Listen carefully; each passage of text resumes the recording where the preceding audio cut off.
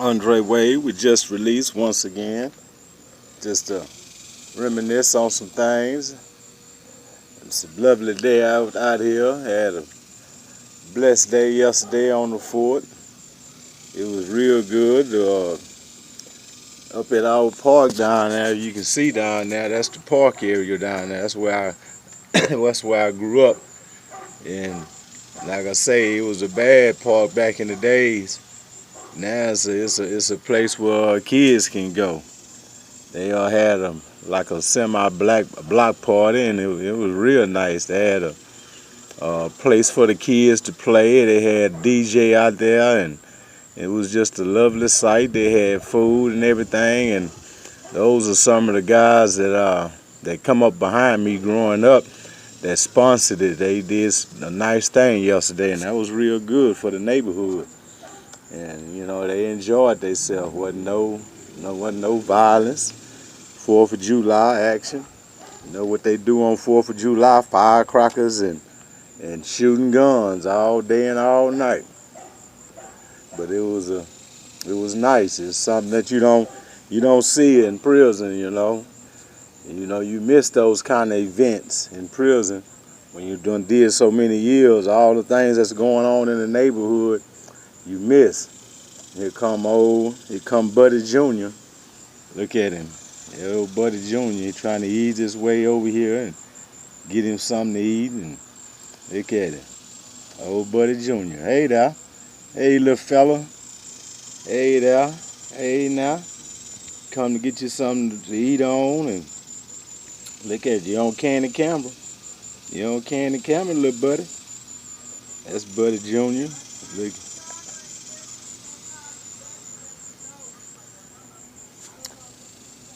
Jumping, and more rabbits stay nervous. They jump at anything. I guess you got to jump when you got the dogs all at you, and you don't know who out to get you. Same way in prison. You be all jumping, especially if they send you one of them rowdy units. You be all jumpy, be all nervous. I remember I told you about the games that people played in prison. We played some of the damnedest games when I really learned how to do things in prison. I remember we used to cut out newspapers. We used to cut out newspapers and make it look like money.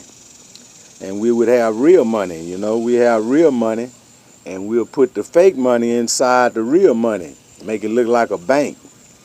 And when we catch them new officers coming in, them females, that was really our prey, you know. Them females, they wanted that money, and especially they was out of Crockett and Huntsville area, you know. I remember I was talking to this one girl. She was doing so bad. She still had an old TV in her house. Didn't even have no VCR. I say, girl, what you doing? And you up here living like that, and these cans of Bugle cost $100. They was $100 then when they first stopped selling tobacco in prison. They used to sell a pack of Bugle for $20 and a can of Bugle for $100. Well, if you want to buy something now, you got to pay up to $400-500 just for a can of Bugle that costs $12 or $15 out here in society. You got it, and then they take a pack and they bust the packs in half, and that's $50 a pack.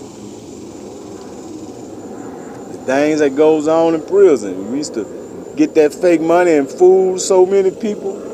They be like, boy, how much money that is? That's $1,500. $1,500? Yeah. And see, like I say, we have real money. It lied to be about $300 real on top. Make it look like about $5 in the middle. So it just looked like a big stack. And what you do is, they used to have this restaurant that was across the street from the prison that all the officers used to go buy lunch from and dinner and stuff. So you go buy the girl something to eat and get you something too, because they going to bring you what you want. And there they are. Once they take that money and go with it, they going to want to try to make some of that $1,500 you making. And it was so easy. It was so easy. I remember a time, it was this white boy. You know, the white boys, they was You know, a lot of white boys, they love to smoke cigarettes, they love to smoke weed and get high and stuff. And so it was easy to play on them. I never forget, I had a pair of boots. I was in the day room. So I told this white boy, I say, man, look here. I say, watch them boots for me. I say, I'm going to be back. I was SSI. So I say, watch them boots. I'm going to be back later. Don't let nobody mess with them boots. He say, all right, Dre, I got you. So I stayed gone for a while. I've been gone from the block for a while because, like I said, I was SSI. So it was easy for me to go on another block and chill, you know, wherever they having it going on. I'll be over there getting high or whatever. So when I finally come back, I came on back. So I went over there to my boots. I say, hey, man, I told the white boy, I say, I said, what happened to that stuff that was in my boots? He say, ain't nothing. I say, no, man. I say, I'm missing my dope. He say, yo, dope? I say, yeah, man, that's why I had you watching them. I said, what you do, go in the highs? You ain't take my boots with you? He said, yeah, I went in a couple times. I said, oh, man, you got to pay me for that. He said, well, what it was? I said, man, that was an ounce. And at that time, an ounce went for $200. So he paid me $200 for something that wasn't even in the boots. Those are some of the games you got to watch for when you're in an institution. Because people play all kind of games. It's all kind of games to play. And you got to be able to pay attention and see what's going on, because you will get played. Black, it ain't just black, Mexicans. I remember the time I was selling packs. And I didn't have none at the time. So I had at this time they was bringing the packs of Bugler in. Now you can't bring the packs of Bugler in. You got to take the tobacco out of the pack. So at this time, I told the Mexican dude, he said, hey, Dre, man, I got $200, man. How many packs I can get? I said, well, man, I give you 8. That's 4 for 100. He said, all right. So I went down there and filled the packs of Bugler, sealed them back up with coffee grind.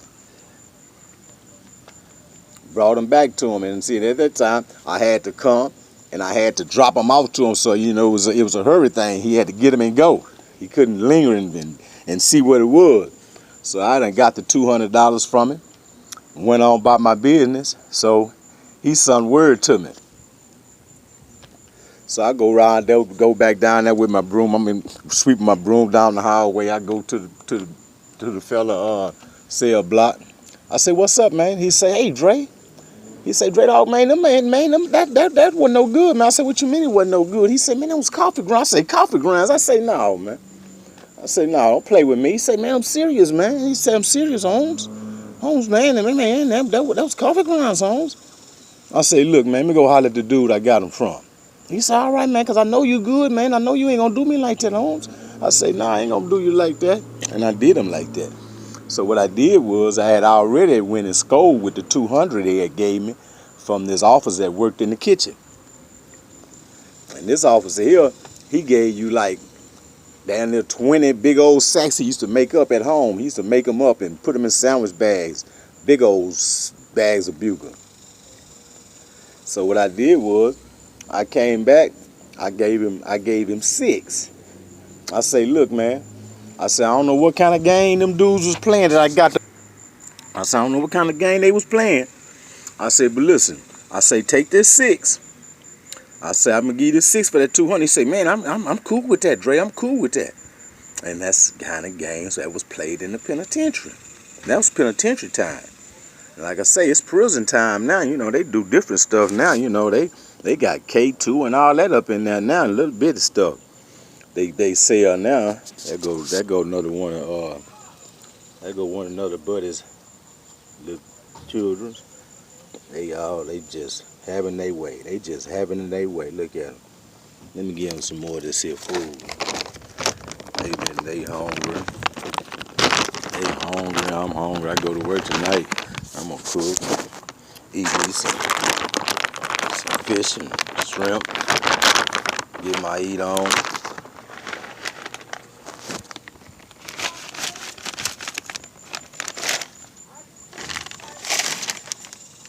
Y'all better come on here, running and skitzing and all like y'all full of it, yeah.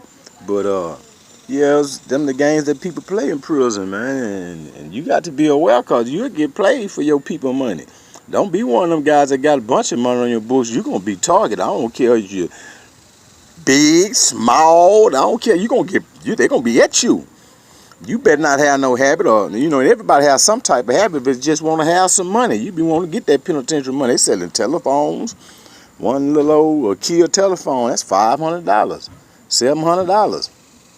Shit, everybody was trying to get a little of that money up in that place. Yeah, and it's just the games that people play. The games that people play in prison. You got to watch out for them guys. You got to be, you got to be watchful. So if your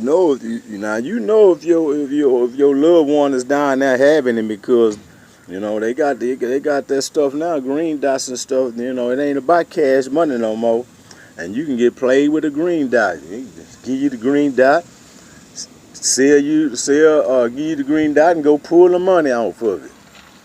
All that kind of stuff be played. Games people play in prison.